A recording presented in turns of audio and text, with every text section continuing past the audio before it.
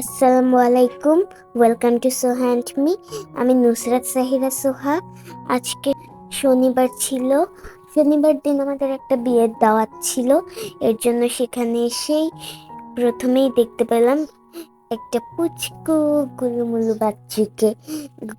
বাচ্চাটা কিন্তু আমি ভিডিও করছিলাম দেখে ও খুশি হয়ে কিরকম করছিল দেখেন।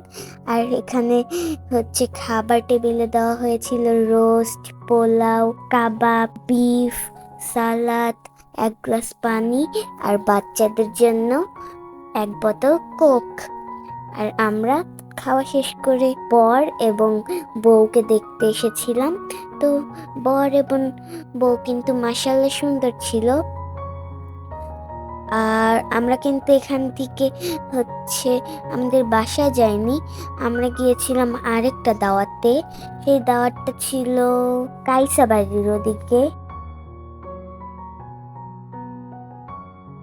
ওই জায়গাটা কিন্তু আমাদের বাসার থেকে প্রায় 30 কিলোমিটার দূরে।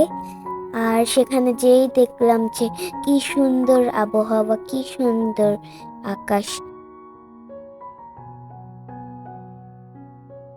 আর এই যে দেখেন ছাগলের বাচ্চা দুটোকে, কি কিউট, কি সুন্দর।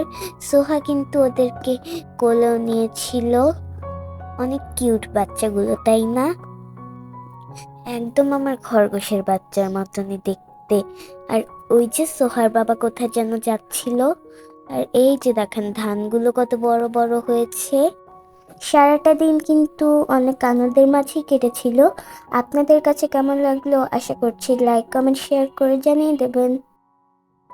সবাই ভালো থাকবেন, সুস্থ থাকবেন। আল্লাহ হাফেজ। আসসালামু আলাইকুম।